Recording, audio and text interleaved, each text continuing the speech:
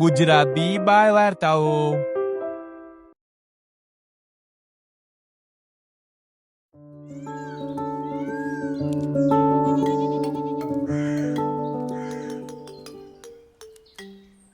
ઘણા વર્ષો પહેલાની વાત છે. ગંગા નદી પાસે ઢોલકપુર નામે એક મોટું જંગલ હતું. તે જંગલમાં ઘણા પ્રાણીઓ અને પંખીઓ હસી ખુશીથી રહેતા હતા. બધા પ્રાણી અને પંખીઓ તરસ લાગે ત્યારે તેઓ પાણી પીવા માટે નદી પર આવતા. નદીની બીજી બાજુ મધુવન નામનું એક નાનું જંગલ હતું, જેમાં ખૂબ ઓછા પ્રાણીઓ રહેતા હતા.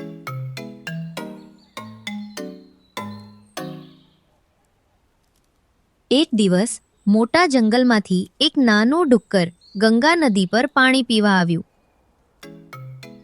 તે જ સમયે નદીની બીજી બાજુ મધુવન જંગલમાંથી એક મગર નદી કિનારે આવ્યો. તેનું નામ સિકંદર મગર હતું.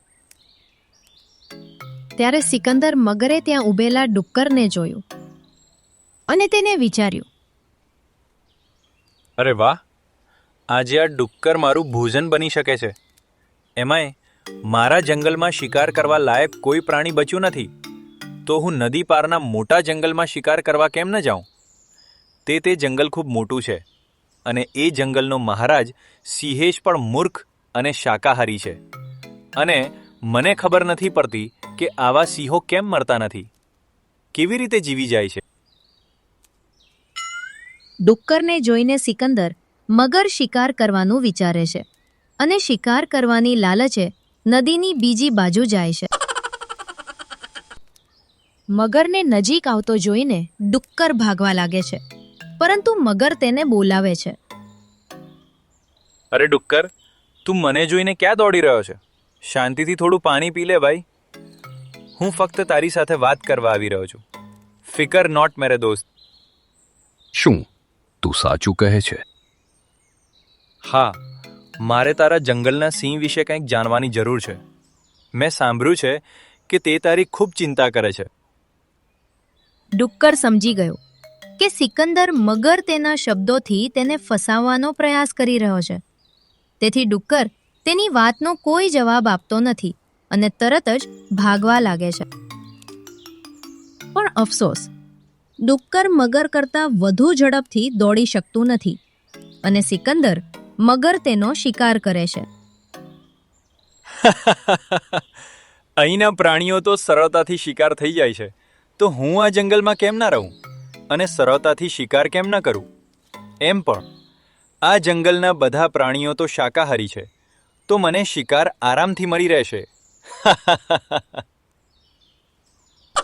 થોડા દિવસો પસાર થાય છે અને આ રીતે એક પછી એક જંગલમાં પ્રાણીઓ ઓછા થવા લાગે છે. એક દિવસ, અરે શિયાળ દીદી, મેં સાંભળ્યું કે તું તારા મિત્રને મળવા બીજા જંગલમાં જઈ રહી છે. હા, પણ તું મારી આટલી ચિંતા કેમ કરે છે? શિયાળ દીદી, તે સાપના ઈંડા સાથે જે કર્યું તેના કારણે તું જંગલમાંથી છટકી શકીશ નહીં, જેના માટે મહારાજ સિંહેશે તને સજા આપી હતી. પણ હું ભાગી નથી રહી. હું મારા ફ્રેન્ડને મળવા બે નદી પછીના જંગલમાં જઈ રહી છું. પર મને ડાઉટ છે કે તું તક મળતા ભાગી જશે, તેથી જ હું તારા પર નજર રાખી રહ્યો છું. જો ભાઈ, હું મહારાજ સિંહેશના આદેશનું પાલન કરી રહી છું, પણ તું તારી ડ્યુટી નથી કરી રહ્યો. તને કેમ લાગે છે કે હું મારી ફરજ બજાવી રહ્યો નથી? એકચ્યુઅલી અત્યારે તારે આપણા જંગલના પ્રાણીઓ પર નજર રાખવી જોઈએ, કારણ કે આપણા જંગલના પ્રાણીયાણીઓ ઓછા થઈ રહ્યા છે. મેં સાંભળ્યું છે કે એક શિકારી જંગલમાં ઘૂસી ગયો છે અને આપણા પ્રાણીઓનો શિકાર કરી રહ્યો છે.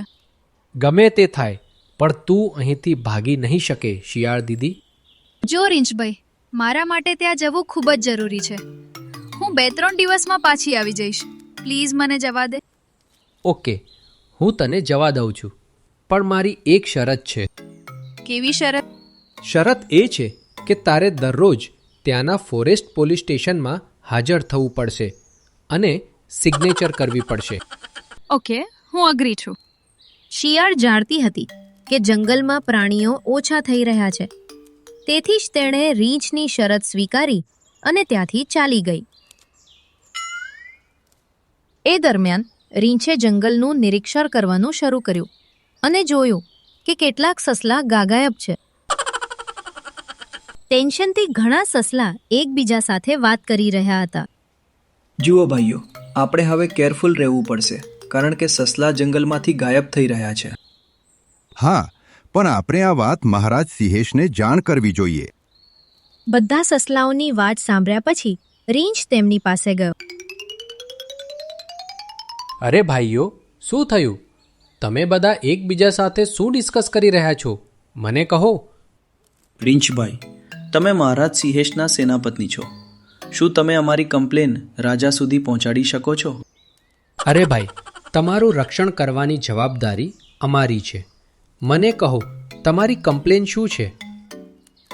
રીંછભાઈ, અમારા ઘણા મિત્રો છેલ્લા કેટલાક દિવસોથી ગુમ થઈ ગયા છે.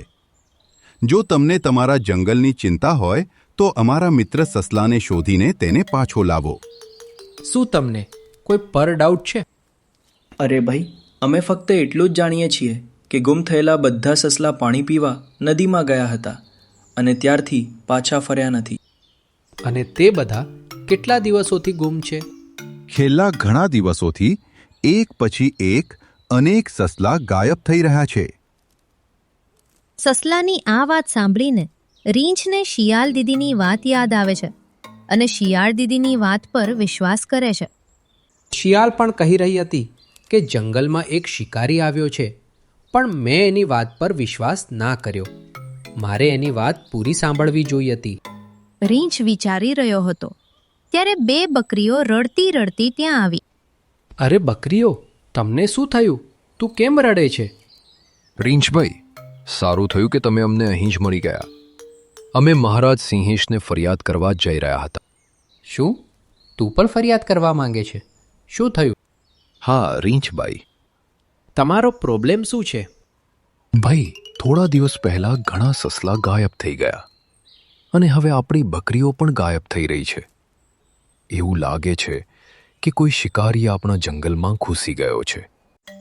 આખું જંગલ ટેન્શનમાં છે કે કોણ તેમનો શિકાર કરી રહ્યું છે. ઓકે, ચાલો આપણે મહારાજ સિંહેશ પાસે જઈએ. હવે તે બધા મહારાજ સિંહેશ પાસે મીટિંગ માટે જાય છે અને તેને બધું કહે છે. સિંહેશ તેના જંગલના પ્રાણીઓને કહે છે, ચિંતા ના કરો.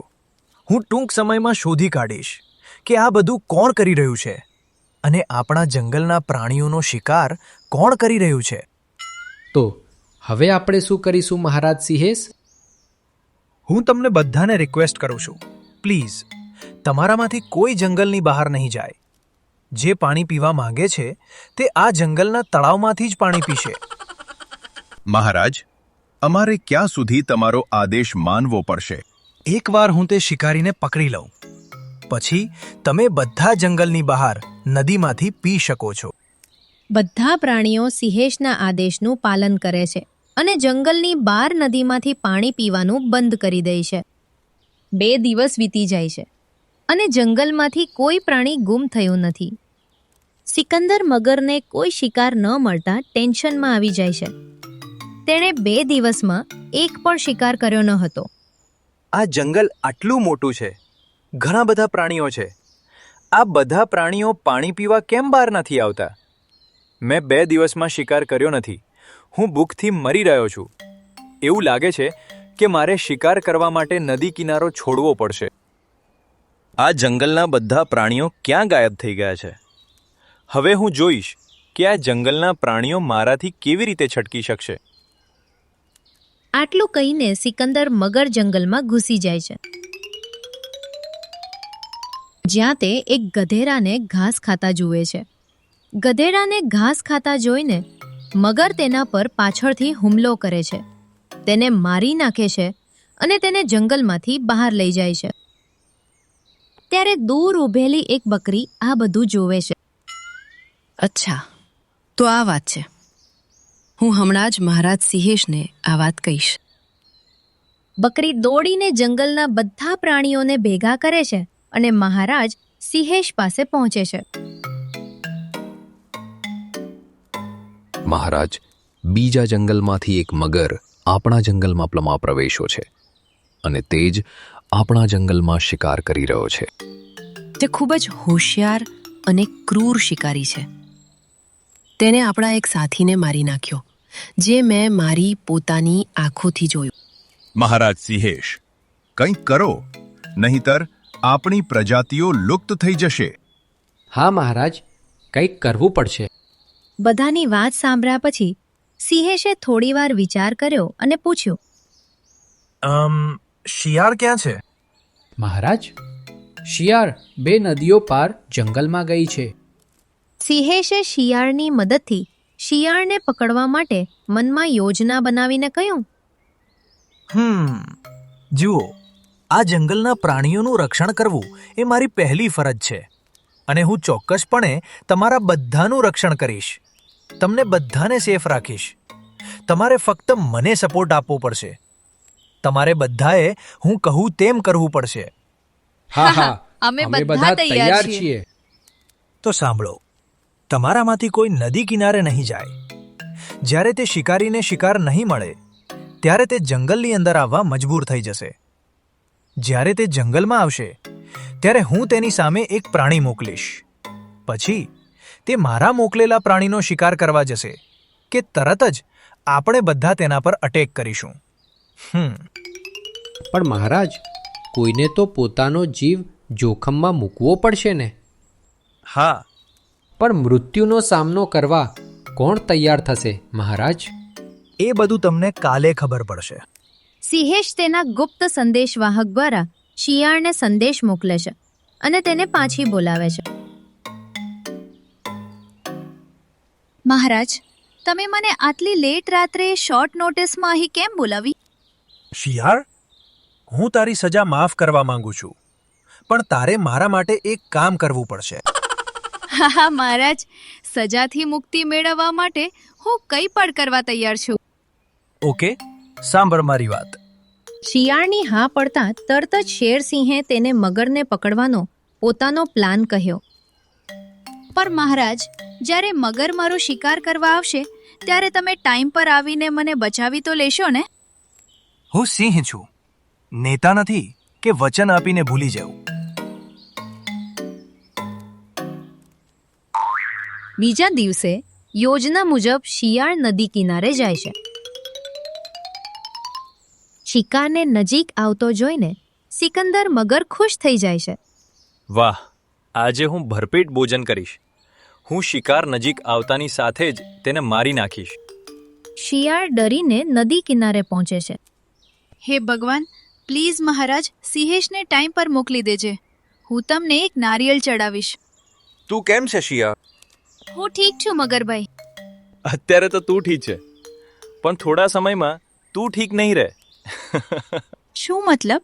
મતલબ એ છે કે હું અત્યારે ભૂખ્યો છું અને જ્યારે મને ભૂખ લાગે છે ત્યારે હું જે પણ શિકાર મળે છે તે ખાઈ લઉં છું. આટલું કહીને જેવો મગર શિયાળ તરફ આગળ આવે છે, મગર સિંહેશના પ્લાનમાં ફસાઈ જાય છે અને ત્યાંના બધા પ્રાણીઓ મગરની આસપાસ ભેગા થઈ જાય છે. સિંહેશ, તે મને છેતર્યો. જૈસી કરની વૈસી ભરની, તે કહેવત તો સાંભળી જ હશે. તું પહેલા બધાને છેતરીને મારતો હતો, એટલે જ આજે તને પણ છેતરીને મારવો પડશે. લાલચના કારણે તું મારા પ્લેનમાં ફસાઈ ગયો. હવે તારી વાર્તા પૂરી થઈ ગઈ છે. આમ સોરી, પ્લીઝ મને જવા દો. હું આ જંગલ હંમેશા માટે છોડી દઈશ. ના, તું આપણા જંગલમાં ઘણા પ્રાણીઓનો શિકાર કરી ચૂક્યો છે. હવે આપણા જંગલના પ્રાણીઓ તારો શિકાર કરશે. જંગલવાસીઓ, લઈ જાઓ આ મગરને અને તમારો બદલો પૂરો કરો. સિંહેશના આદેશ આપતાની સાથે જ બધા પ્રાણીઓ સિકંદર મગર પર હુમલો કરે છે. આ રીતે સિંહેશ પોતાની ચતુરાઈ અને ડહાપણથી તેના જંગલના પ્રાણીઓનું રક્ષણ કરે છે. આ વાર્તામાંથી આપણને આ પાઠ શીખવા મળે છે કે છેતરપિંડીનું પરિણામ છેતરપિંડી છે. તમે જે વાવો છો તે લણશો. બાળ મિત્રો, લાઈક કરવાનું ના ભૂલતા, સબસ્ક્રાઇબ કરો આપણી ચેનલ ગુજરાતી બાળ વાર્તાને અને જુઓ સુંદર મજાની વાર્તાઓ.